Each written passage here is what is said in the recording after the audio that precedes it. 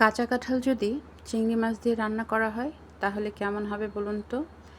এই রেসিপিটা এত বেশি দুর্দান্ত হয় খেতে যে আপনি এক প্লেট ভাত অনায়াসেই সুন্দরভাবে খেয়ে নিতে পারবেন, সাথে আর কিচ্ছু লাগবে না। তো চলুন শুরু করছি আজকের চমৎকার একটি রেসিপি, কাঁচা কাঁঠাল দিয়ে চিংড়ি মাছের একটি তরকারি। তো প্রথমেই ফ্রাইং প্যানে আমি সয়াবিন তেল দিয়ে দিচ্ছি। এখানে আমি হলুদ, লবণ এবং 1 চা চামচের মতো লেবুর রস দিয়ে চিংড়ি মাছগুলো প্রায় 15 থেকে 20 মিনিটের মতো মাখিয়ে রেখেছিলাম। তো সেই মাছগুলো এখন আমি হালকা করে ভেজে নিচ্ছি। লেবুর রস আমি এই কারণে চিংড়িতে দিয়ে থাকি, যেটার কারণ হচ্ছে যে চিংড়ি মাছে আপনি যদি লেবুর রসটা দিয়ে তারপরে ম্যারিনেট করে কিছুক্ষণ রেখে তারপরে এটা ভাজেন বা যেভাবেই রান্না করেন না কেন আপনি, চিংড়ি মাছ ভেতর থেকে অনেক বেশি সফট থাকে। মানে এত বেশি সফট হয় যে সেটা খেতে অনেক বেশি মজার হয়। নর্মালি যেটা হয় চিংড়ি মাছ ভাজার পরে কিন্তু ভেতর থেকে একটু শক্ত হয়ে যায়, কিন্তু আপনি যদি লেবুর রস দিয়ে এটা ম্যারিনেট করে রাখেন একদমই শক্ত হবে না, বরং খুব সফট থাকবে, তরকারি খেতে অনেক বেশি মজার হবে।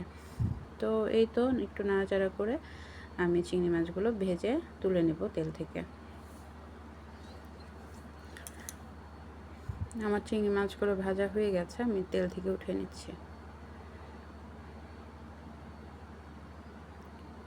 এখন এই তেলের মধ্যেই আমি কাঁচা কাঁঠাল কেটে ভালো করে ধুয়ে একটু ভাপিয়ে নিয়েছিলাম হলুদ লবণ দিয়ে, তারপরে জল ঝরিয়ে রেখেছিলাম। তো এখন কাঁচা কাঁঠালগুলো এই তেলের মধ্যে একটু লালচে করে আমি সুন্দর করে ভেজে নিব।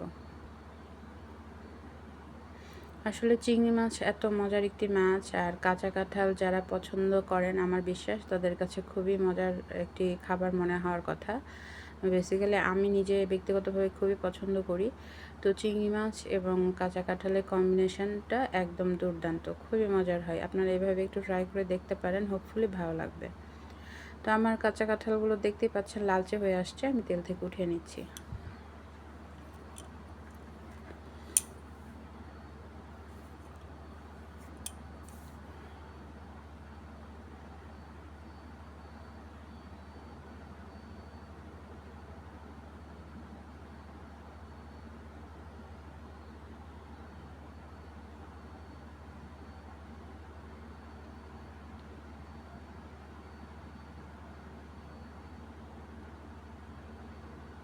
এখন এই তেলের মধ্যেই আমি ফোড়ন হিসেবে দিচ্ছি 2টা শুকনো মরিচ ভেঙে দিয়েছি, আর হাফ চা চামচের মতো দিয়েছি আস্ত জিরা। গোটা জিরা দিয়ে এই ফোড়নটা দিলে তরকারির স্মেলটা অনেক বেশি সুন্দর আসে। আর এই তরকারিতে পেঁয়াজ কুচিটা একটু বেশি দিচ্ছি, প্রায় 1 কাপের মতো। এখন পেঁয়াজটা আমি একটু হালকা করে ভেজে নেব, খুব বেশি কড়া করব না, একটু নরম হয়ে আসলে তারপরে এখানে মশলা দিব।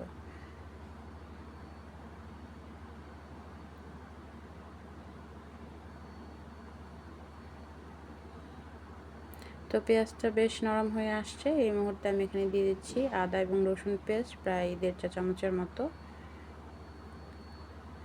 একটু মশলাগুলো আমি তেলের মধ্যে ভালো করে ভেজে নিব পেঁয়াজের সাথে, যাতে মশলার যে কাঁচা গন্ধ সেটা না থাকে।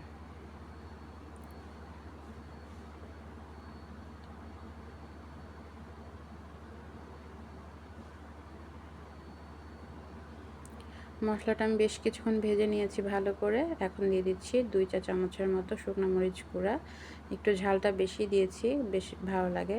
আর সাথে দিয়ে দিলাম পরিমাণ মতো হলুদ। এখন মশলাটা আমি পেঁয়াজের সাথে ভালো করে একটু কষিয়ে নিব।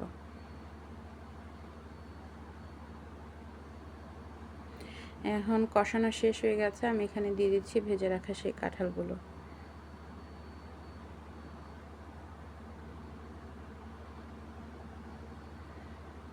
মশলার সাথে খুব ভালো করে আমি কাঁঠালগুলো কষিয়ে নিব। যেহেতু আমি কাঁঠালগুলো আগেই ভাপিয়ে নিয়েছি, তাই জল দিয়ে কষানোর প্রয়োজন নেই, তেলের মধ্যে একটু সুন্দর করে কষিয়ে নিলে চলবে। কষানো শেষ হয়ে গেলে এখানে আমি দিয়ে দিচ্ছি প্রায় 1.5 মগের মতো জল। জলটা দিয়ে আমি এটা সিদ্ধ হওয়ার জন্য একটু সময় দেব। তরকারির কালারটাই দেখতে পাচ্ছেন কত লোভনীয় হয়েছে, আসলে খুব মজার। আপনারা এইভাবে অবশ্যই একবার ট্রাই করবেন এবং আমার বিশ্বাস আপনাদের অনেক বেশি ভালো লাগবে।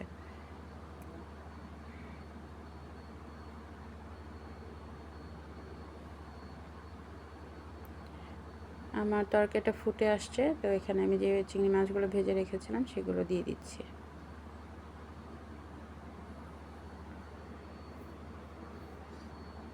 মাছগুলো দিয়ে আমি একটু ঝোলের মধ্যে ভালো করে দিয়ে দিচ্ছি, তাতে করে মশলাগুলো খুব ভালোভাবে মাছের মধ্যে ঢুকবে।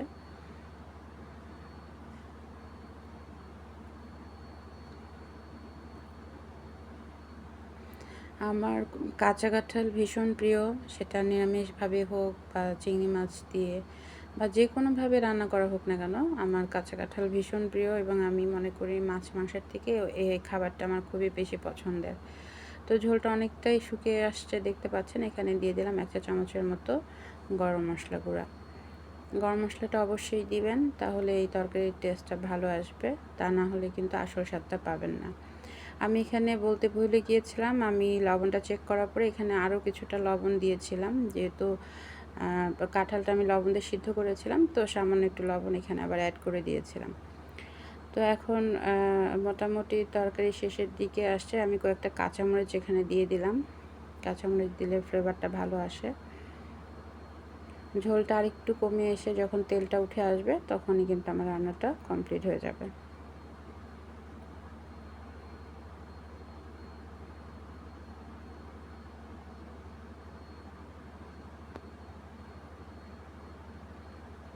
যারা কষ্ট করে এতক্ষণ আমার রেসিপিটি দেখছেন অবশ্যই কমেন্ট করতে ভুলবেন না যে রেসিপিটা আপনাদের কেমন লাগলো। দেখতেই পাচ্ছেন ঝোল শুকিয়ে এসছে এবং তেল চারপাশে ছেড়ে দিয়েছে। তো আমার তরকারি কিন্তু রান্না ডান এবং এটাই ছিল ফাইনাল লুক। খুবই মজার হয়েছিল খেতে এবং এই তরকারিটা থাকলে আসলে সাথে আর কিচ্ছুই লাগে না, খুবই মজার খেতে। তো ধন্যবাদ সবাইকে এতক্ষণ পাশে থেকে দেখার জন্য।